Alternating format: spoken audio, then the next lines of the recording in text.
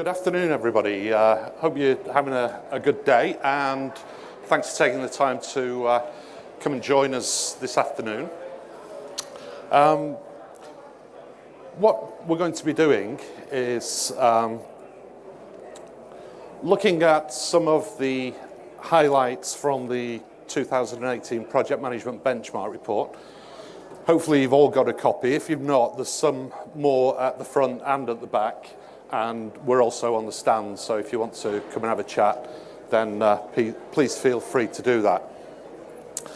Then we're going to talk about some of the recruitment challenges, because funnily enough, as a recruitment company, we get asked about challenges lots of the time.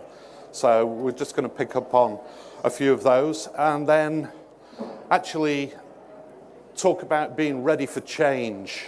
Now, as project managers, we should all appreciate that change is a big part of what we do, and actually within our careers we also need to think about change and the impacts of things both internal and external.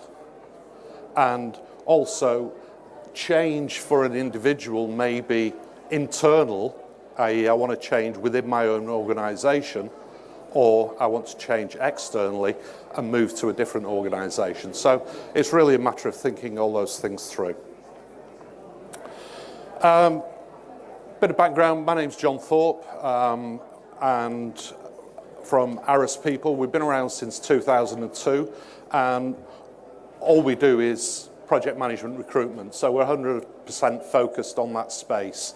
So you know, during that time we've seen the market come up, come down, shake it all about, move about, and you know, we try and help people by conveying that experience that we've accumulated over that time. One of the things that we do that through is the benchmark report.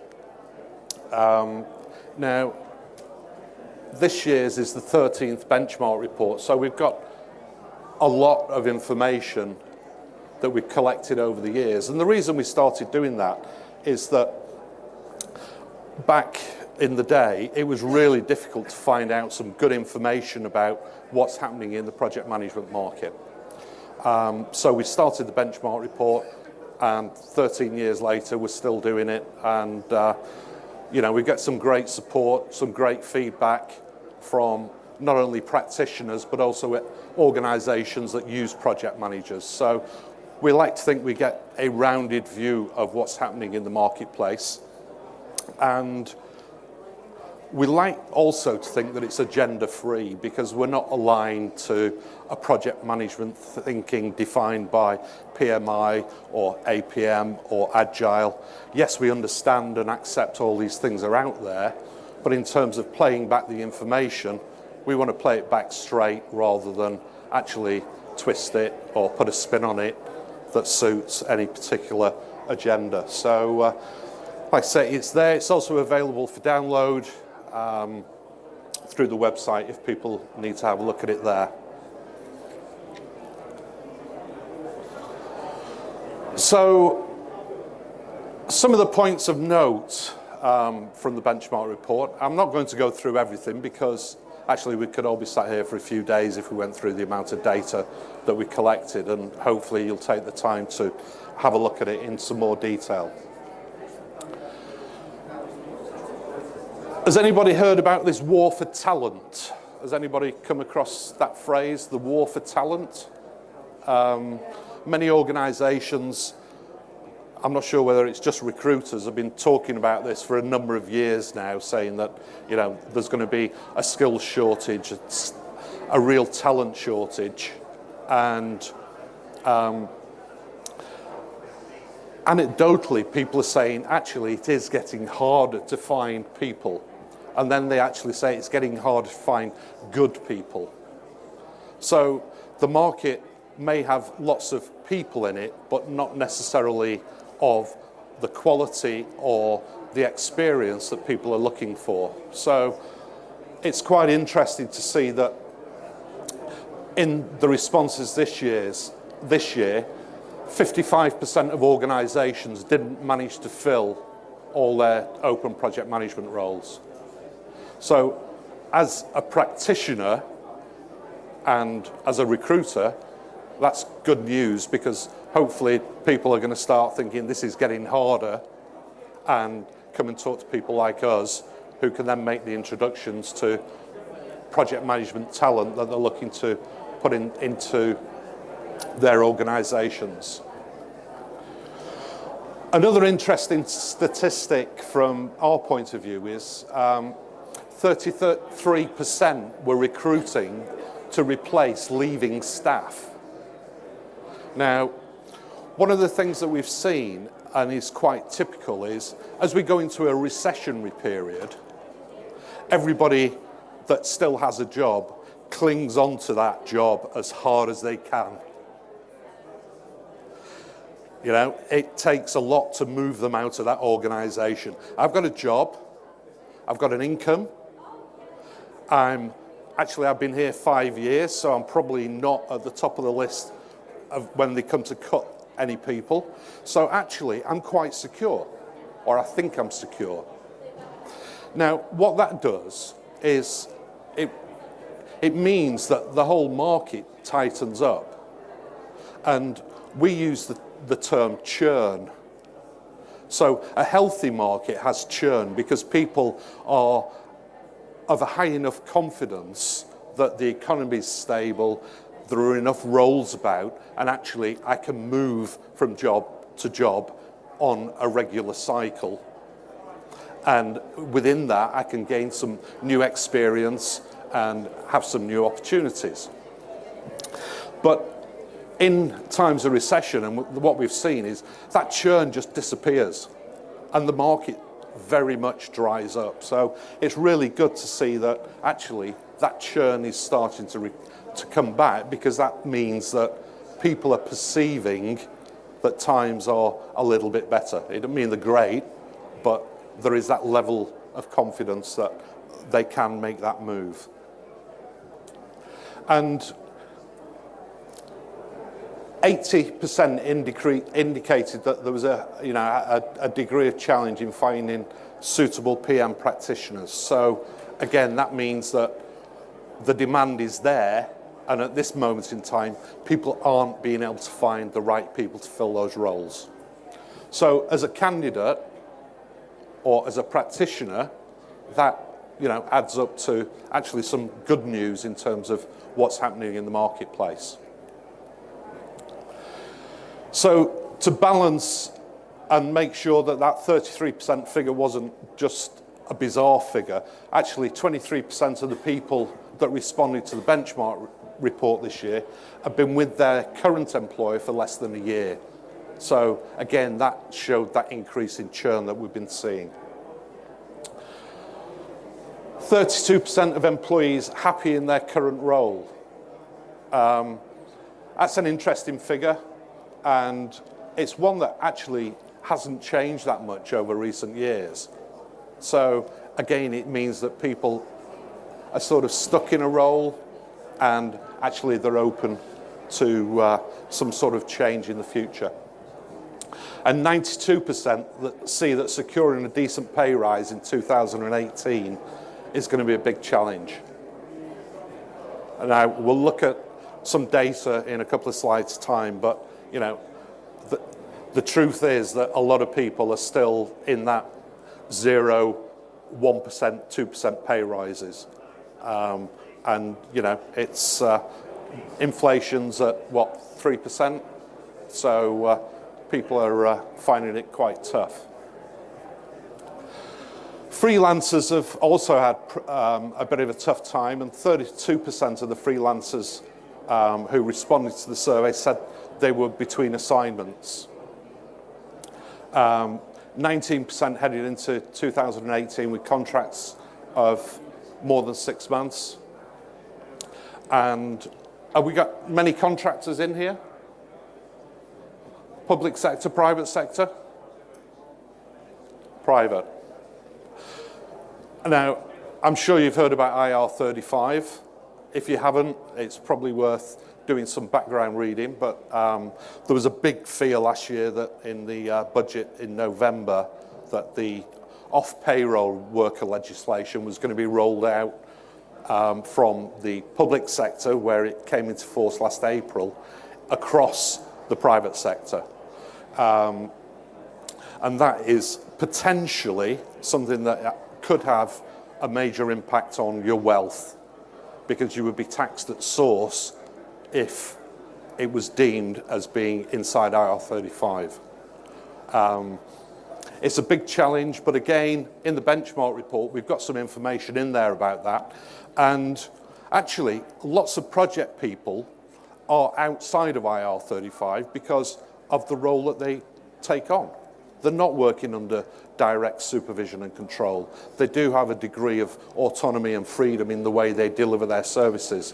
So, whilst for many people it is a major fear, if you actually look through at the way you deliver and what you deliver, then potentially, you know, that trap isn't as bad as it may at first appear. PM qualifications, another topic that people love to talk to us about. And once again, Prince 2, top of the pops. Is anybody surprised by that? No. You are? What would you expect to be up there? I would have thought agile would be nudging. Right. It's interesting, isn't it? Because the first agile to appear on there is actually Scrum, which some people would say isn't necessarily agile project management. It's just one of the tools you use within agile. So Scrum, 10%. And then you get down to the other agile project management, the APMG, 6%, Axelos, Prince 2, 3%, SAFE, which comes highly recommended by many people, 1%. So, whilst people are talking about agile all the time, the interesting thing for me is that's not converting into people taking formal qualifications. So there seems to be some disconnect between, is it just noise, or are people actually doing it? And if they're doing it, what education or foundation are they using to actually deliver it? Quick question, it's like, what's the significance of the blue lines? It was just pointed out, those are the agile, the top agile courses that came against what I would say are more traditional project management. So you've got your Prince 2, your MSP, the APM qualifications, PMI. Now, in the benchmark report, we actually show the UK version versus the international, and unsurprisingly, PMI is the highest internationally because it's more widely recognised on international fronts. But the big takeaway for me is that, well, there's two. One is 16% of project management people still operate without any formal qualification or PM qualification. And the other one is that something's not happening in the agile space. Now, the other potential there is actually, once people move into the agile space, they don't see themselves as project managers. So maybe actually they see themselves as something different and stop associating themselves with what we could term traditional project management activities. Can I just ask you, so why is Prince 2 so, widely taken up when it doesn't really give you any real indication of the ability of the VM? Marketing. Is perception wrong? It's had a great force behind it that has delivered a fantastic marketing campaign that has made people think that Prince 2 is in fact the de facto project management standard or qualification. If you have Prince 2, you're a project manager. If I had £1 for every phone call I've had over the past, since 2002, I've just taken Prince 2, can you get me a job? Now, again, we'll come on to this, and there are people that have pushed and pushed and pushed, but you're quite right. It's a piece of paper. I'm not going to a dentist that's been on a 5-day course. Anybody else? Yeah, because it's an important part of the jigsaw puzzle, but it's not the answer. Yeah, and sorry. Oh, don't blame the recruiters. Don't blame the recruiters.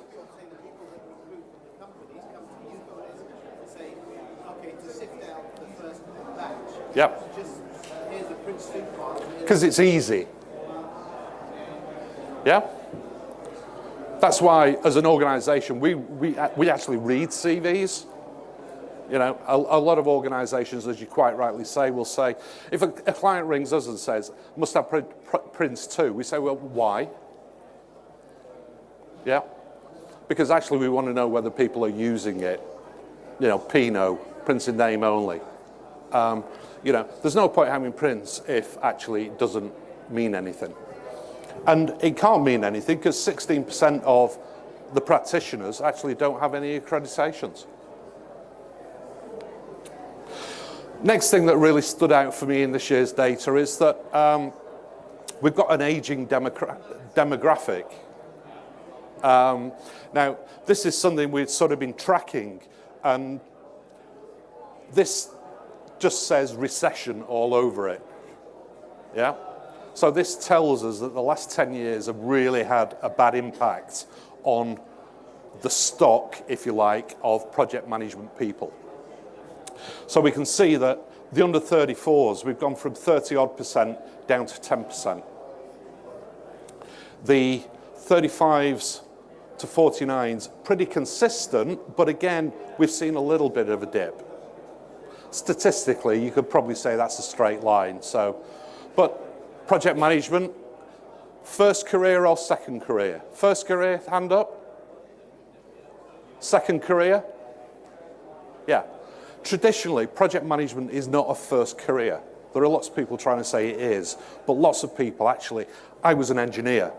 I'm sure there are other engineers in the room. There are lots of people that come from a domain and then go into project management. So it's no surprise that the middle sector is actually the highest group, because people come in, the entry level is not 20, the entry level is maybe 30 or 35. Because first career over, I really like this managing people and managing rubbish. You know, I like being stuck in the middle of all this hassle. You know, these strange people wheel themselves out and say, I want to be a project manager. Yeah. But the worry on this graph is the fact that the 50 plus has gone from like 20% to 47, 48%. So we've got a time bomb here where effectively, if you think of I always think of it as a conveyor belt. So we've got all these people going on this conveyor belt, and retirement is at this end. And all of a sudden, if a big group of these people fall off the retirement end, where's the stock to fill it up? There's no backfilling going on, because organisations have not been invested in training and bringing people on during the recession, because we just want people that can do it.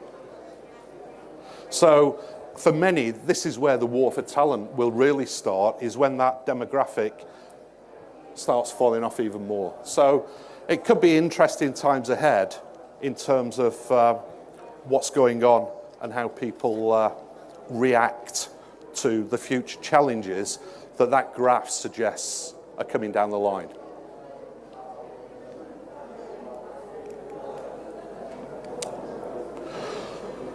The other thing, the benchmark report, people always want to know about salaries, they want to know about how other people are doing in terms of money and where can I expect to go. I talked about people being stuck in the middle. So if we look on this graph, we've got employees and freelancers, and your employees are basically stuck in the 1 to 2%, and your contractors, again, backing up that many of them have had a tough time, are stuck on no change. Even worse, if I can find the point. I'll point it. So if we look here, This is the impact of IR35. Yep, so some people have took a real bath in terms of what's happened since April last year. Because suddenly they're getting employers' national insurance and PAYE taken from what they used to take as a day rate, taxed at source, and they get the difference. So suddenly, actually, I'm being treated like an employee, but I don't get any of the benefits. So in taxman speak, they become deemed employees. So whoever's employing them has to take the taxes out, give them the difference, but they don't get holiday pay, they don't get any employee rights, protections, etc., etc. So it's been a tough year for the people in this position. And what we're starting to see is a number of those people are now starting to drift back into permanent employment because life as a contractor doesn't make any sense for them. Just raise their day rate by 12%. What, when the majority here are getting no change? It depends how good you are. Speaks to a lack of confidence, I guess. No, we're living in a time of tight budgets. Yep. Now, if you are delivering something that is super critical to the organisation, they may well say, yeah, we'll give you a 12% increase. If you're not, they'll say, actually, there's loads of people who want your job out there. There's loads of contractors on the market at the moment. So we'll weigh up the balance here. Are you worth it, or do we let you go? There is no one answer, is what I'm trying to say. You know, it's like, why does one project manager get paid £600 a day and another one get paid £1,200 a day? There's a difference, yeah, and it's about working out what those differences are. And it might be experience, it might be where they work, it might be what experience they've got. So one of the reasons I like this project management field is actually, you know, it's full of questions like that. There is no one straight answer. Sorry, can I just ask one final question on the graph? The employee, the negative change, is that including, I don't know, bonuses, or is that people have taken like a cut in their remuneration by moving job? What's the... I'm going to come on to moving jobs very shortly. I was just wondering what the graph represents. It represents basically, for employees, it's the basic salary. Yeah. So no bonuses in there, but there is bonus data in the benchmark report. So it's saying year on year what's happened in terms of your basic salary. So some people may well have lost the job and moved into a new job that was paying less. Yeah. Yep. Or they might have had a pay cut. You know, there's lots of different reasons there. So talking about, thank you for the prompt, people that changed salary, or sorry, changed employer in 2017. It's quite interesting that 49% of those achieved an increase of greater than 5%. Now, if you think the bulk of the stayers, if you like, were operating in 0 to 2%, you've got roughly half of those increased, and inflation busting at 3%, pay rise of 5%. And you've got people that, you know, are making 20% differences. Now, again, behind every stat, there will be a story. And in every story, there will be a set of circumstances that actually, you know, made that happen. They may have been lucky. They may have, you know, somebody might have been looking to implement a global Microsoft Dynamics program, and they just finished one. And actually, there aren't that many people that have done a global Dynamics program. So they walked out and they felt lucky. And a great thing about this market is sometimes you fall lucky. Sometimes it can be quite tough. But we also see that, you know, a number of people, they changed jobs and actually they didn't get an increase. So it's not guaranteed that people move jobs, get an increase. it's a story that, you know, has different outcomes.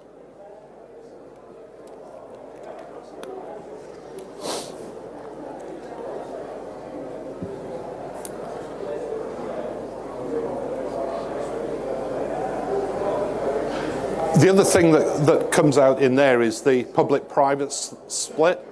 So the people that are achieving the higher increases tend to be working in the private sector rather than the public sector.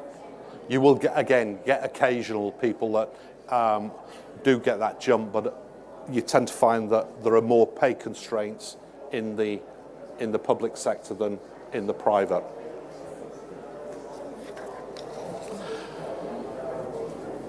And, you know, in terms of the world, then project management still looks like a pretty good place to be. You know, you can see why people want to get into project management. You know, you can see why it's an interesting space. You know, we've got project managers, and the breadth of remuneration is massive for both contractors and employees. And if you pitch that against, you know, the average weekly earnings in the UK, it's 25k at the moment, and which is an equivalent of, you know, it's hardly scratching the scales in terms of where the project management people are. So, you know, it's a great place to be if you want to earn a reasonable level of money for your efforts as well. Now, in the benchmark report, we've got some snapshots of salary levels and also day rate levels. Now, I always publish these because people like to see them, but at the same time, in the benchmark report, there's like half a page of warning. It's almost like, you know, read this with care because it doesn't mean that that's what you're worth. All this is doing is trying to give you an indication of what is an average, but actually the average is the average based on the people that responded. The maximum and the minimum, private sector, public sector, third sector, and across the genders. It's only indicative. It gives you a way of thinking about where you sit in the marketplace. It gives you a way of thinking where your employer sits in the marketplace, because not all employers pay the same, surprisingly enough. Yep, you get good payers, you get bad payers. You get some sectors where traditionally, you know, consulting has always paid more than, say, engineering. But they probably want a bit more from you as well. So I always say it's interesting, it's good for the curiosity, but don't march into your boss waving this about, saying, I should be on £166,000 a year. I'd probably do a little bit more research before I was that bold.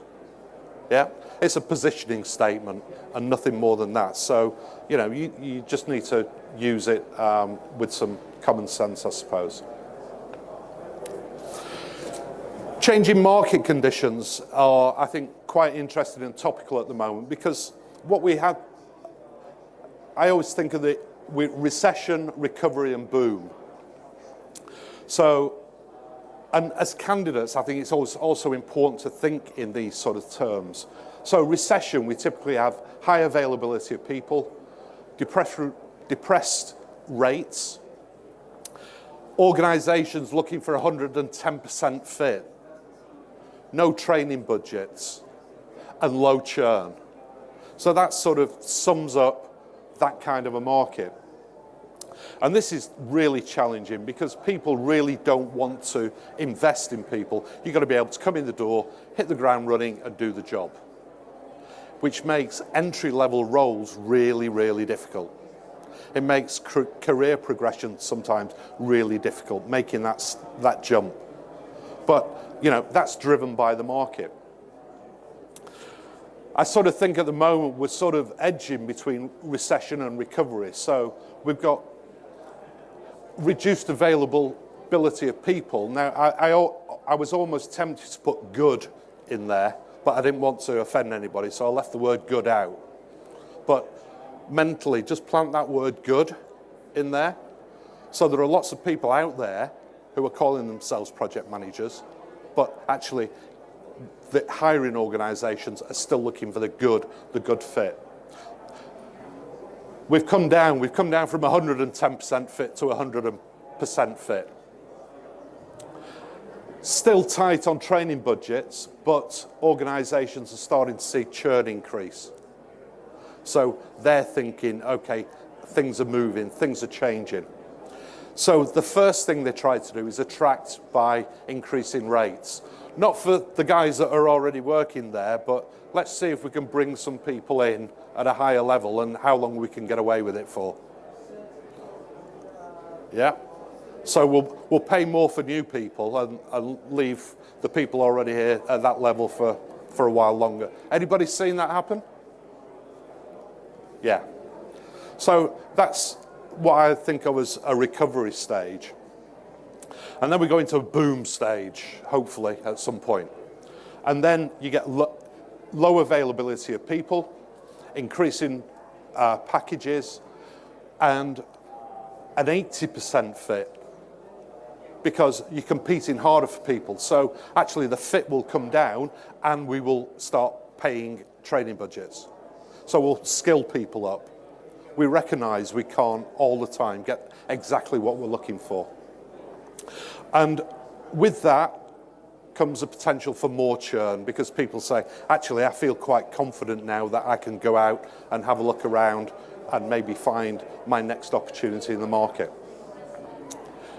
So if I wanted to sum that up, I'd sum that up as they use people, they steal people, and then they have to invest in people. Maybe a slightly cynical view of the world, but what is going to happen after Brexit? I'll just consult my crystal ball. I don't know. I mean, we've just had probably the best 2 months as a business that we've had for quite a long time. But who knows what's going to happen tomorrow? It could be a massive bounce. It could be... Who knows? Nobody knows. Nobody knows. And anybody that tries to tell me, I don't believe, because I don't think there's not enough true facts out there to be able to make a true decision in terms of what's going to happen.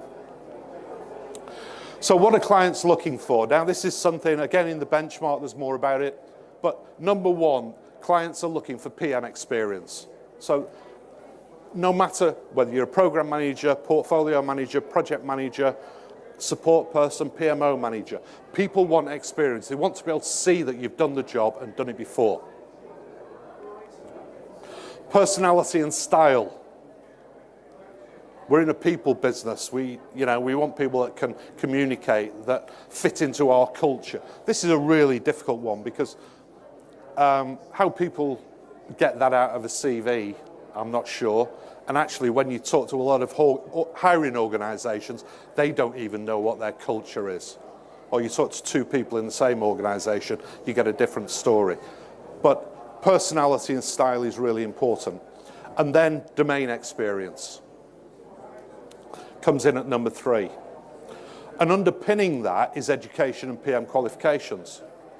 So coming back to the question earlier about Prince 2, it's actually Prince 2 is in the 4th ranked element of what people are looking for. Yeah? So Prince 2, or any education and qualification, without experience, personality, and, I've done it in engineering, or I've done it in financial services, or I've done it with this. People are looking for rounded people. And just being able to, example that you've got one of those elements is generally not going to be enough. So, sort of looking on that track again. So in changing candidate conditions, in recession we see lots of people that are new to market, people that have just maybe lost a job for the first time in 20 years. haven't got a clue about how the market operates. Lots of people, quite rightly, that are desperate to get the next job. Lots of poor CVs, low interview expertise, and the remainers, if you like, who are low risk and definitely want to stay the job. Sorry, that wasn't a Brexit remainers. That's a remainer as in, I'm going to keep hold of my job. So in recovery, we start, you know, there's still that risk management going on. People are still risk averse. It's not as bad. There are some takers of opportunity, as we saw in the graph. You know, the people getting more money for what they do by taking the risk of changing. Lots of CVs that have not been maintained. So these people that have been sat here have not actually been thinking about keeping the CVs up to date. They've not been doing any training. So all those things on the triangle that we were talking about, they're not thinking about those things. Low interview experience. But on the upside, some of those that are willing to take the risk generally will get the reward. And then we move into boom time, so it becomes a low-risk environment, increased opportunity, less challenge to move, hopefully more development opportunities, and potentially lower loyalty. So with the churn comes a downside for the employers in that actually the loyalty is disappearing as well. So stick, twist, or experiment is what I tend to think of those three phases as. So we've definitely been in a stick. We're starting to see people twist. Whether we'll go back to sticking again or whether we'll go back to experiment, who knows? So if you are in that situation where you start thinking about twisting and going out to the market, one of the key things you need to do is think about, do you have what clients are looking for? Don't be deluded. The number of people that I speak to that, I'm fantastic, I can do this, I can do that, but the CV is rubbish, or people aren't actually looking for that. Yeah? PM, project manager, or persons who are studying, Yeah. basically students who do not have the required experience. Yeah. How would they fit into this? Well, I think entry level into the project management domain is a different subject than people who have experience and are looking to progress their career. It's a lot more difficult, and the recessionary period, as the graph showed, nobody's investing in new people. But as we saw, if we can get through into the next phase of recovery, people are going to have to invest. Yeah? It cycles. And unfortunately, the individual, all you can do is you can go out and you can hawk your wares to lots of people and lots of organisations. That is going to give you the opportunity to break down the door. Unfortunately, it's in your hands because a lot of organisations don't come to recruitment companies looking for people with no experience. Yeah? It's tough, but unfortunately that's the way of the world. So what we've got to remember is the CV is the door opener, and we need to think about, is your CV painting the picture? Now, the picture on the right-hand side, I just thought I'd show you. That's how a piece of recruitment software looks at a CV. That's a good. Anyone like keyword matching? That's keyword matching in action. Yeah. So we've got project management. We've got. I've not got my glasses there. You can see it even worse now, going that close. But you can see how, if I've got a job spec that's picked some words up, CV is going to be picked up against those same words and highlighted and actually give you a score, and that's how people get wiped out of the process. So your CV, education is factual. You've got it or you haven't. Well, in most cases, it should be factual. In all cases, it should be factual, but it's not always. So try and make it factual. If it's factual, it'll get picked up. PM qualifications, factual? Yes, factual. In most cases, although in some cases it's not. But I'm believing that I'm speaking to an honest group of people that only put on the CV what is real. Domain experience almost falls into yes or no. I have experience of implementing SAP. I do not have experience of implementing SAP. It's not on my CV. It's on, it's not. The job spec says I'm looking for somebody with experience of implementing SAP. I'm in, I'm out. Now, for many people, you don't need a recruiter to make that decision for you. You can actually read the job spec. You can actually self-select and say, oh, they're looking for something I haven't got. It's probably not worth me applying for that role. And then I won't get angry and disappointed on the other end when I get rejected. Yeah, so we've seen that it's the third most piece of experience that people are looking for. If I want a ex-project manager, I probably want an ex-project manager. Yeah? And if I can't find it, I'll come out a second time and say I want a partial ex-project manager. The clues are generally there in the job spec. Personality and style is challenging. It's really challenging to get that over in a CV, but it's worth trying to make a little bit of an effort. You know, maybe in your overview, who you are, you can give some impression of how you perform, how you do things. But it's tough, it's challenging. And ultimately, you know, that's going to happen when you meet people, you talk to people.